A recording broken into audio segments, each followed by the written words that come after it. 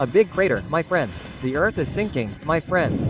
It's splitting. The Earth is splitting. Something strange is happening in the hills near El Pueblito, a small area in the municipality of San Gabriel, Jalisco. Residents of the town woke up to see huge cracks running through the earth. Cracks wide enough to swallow entire sections of road and deep enough to see the earth had split in two. Roads that connect people to their neighbors are divided, but the one question running through the minds of locals is how? Some describe the sound of the split as a deep rumbling, and others felt the ground shifting underneath their feet. How did the earth split in two? How did the hills collapse so suddenly? And what could be brewing in the large cracks? Certain things about the split don't add up. First off, there was no earthquake, no heavy rainstorms, and no unusual explanation for something this dramatic. It all seemed to happen suddenly and without any warning.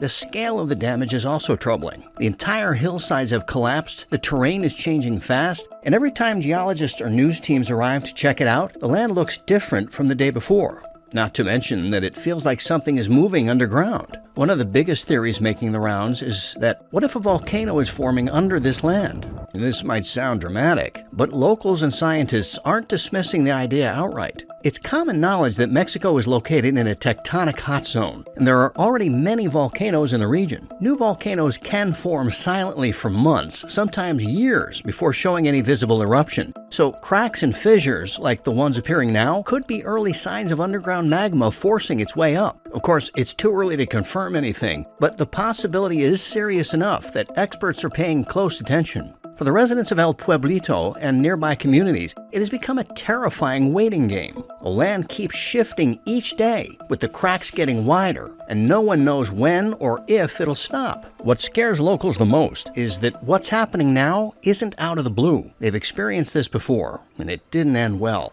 You see, back in 2019, the peaceful small town of San Gabriel in Jalisco went through a terrifyingly similar ordeal. It started like any heavy rain day, but then things took a horrible turn. After hours of relentless rainfall, the hills above the town gave way. A violent surge of mud, rocks, and debris came crashing down with no time for anyone to prepare or escape. It felt like the earth exploded from the hillside and flooded into the town. Whole streets were covered by the sludge, cars were flipped like weightless toys, and homes were flooded with thick, suffocating mud. People had no choice but to run for their lives, but tragically, some didn't make it out. That moment left scars on both the town and the hearts of the people who lived through it. What made it all worse was how suddenly it happened. One minute, the town was just dealing with bad weather, and next, it was buried under a landslide. Investigators later blamed the disaster on waterlogged soil and unstable slopes. Basically, the ground had soaked up so much rain that it couldn't hold itself together anymore. But even knowing the cause didn't make people feel safe afterward.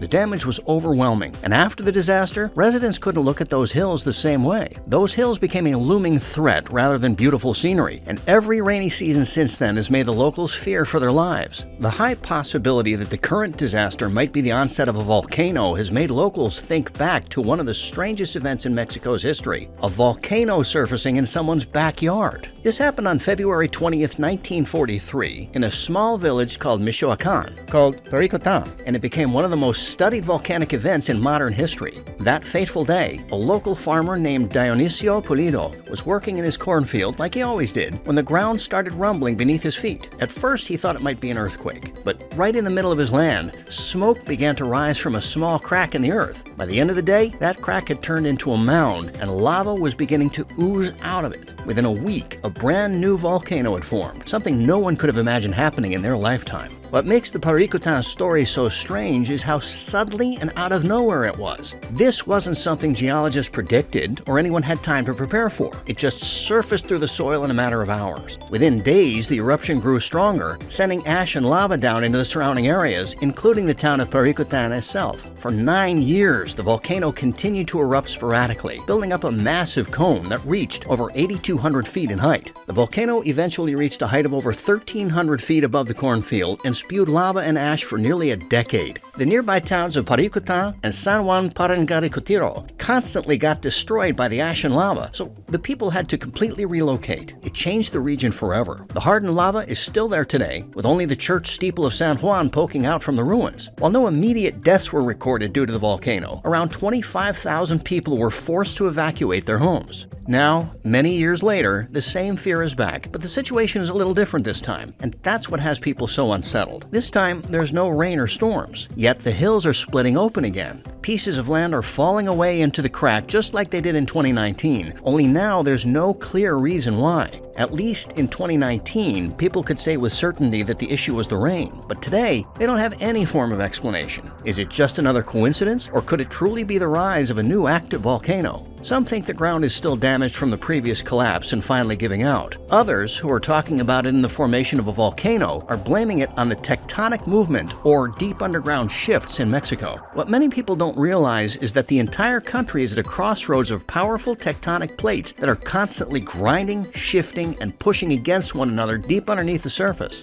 Right under Mexico, the Cocos Plate is sliding under the North American Plate, and as you can imagine, that collision isn't gentle. It's the kind of pressure that builds slowly over time and then suddenly releases in very dramatic ways like earthquakes, volcanic eruptions, and land collapses. To make matters worse, that's not even the only plate Mexico deals with. To the south and west, there are also the Pacific and Rivera Plates that create a perfect storm for seismic activity and explain why the ground in places like Jalisco can act up with little to no warning. Take a look at the region and you'll see how this constant pressure has really affected the land. Mexico has a volcanic belt, which is a massive stretch of mountains and volcanoes that runs across the middle of the country. Some of these volcanoes are extinct, but many are still active or dormant, and this means they could erupt at any time. The Popocatépetl volcano near Mexico City, for example, is one of the most closely monitored in the world because it's still puffing smoke and rumbling every day. So when new cracks and collapses appear in places like San Gabriel, it could very well be a part of a much larger system coming alive or adjusting itself underground. In the past year alone, we've seen unusual seismic and volcanic activities from Iceland to Indonesia. Dormant volcanoes are rumbling again, earthquakes are showing up in places where they haven't been felt in decades, and the Earth's crust seems to always be restless. Some scientists think we're entering a more active seismic phase worldwide, and that means regions like Mexico, already located in a tectonic hot zone, are likely to feel the effects first and the most.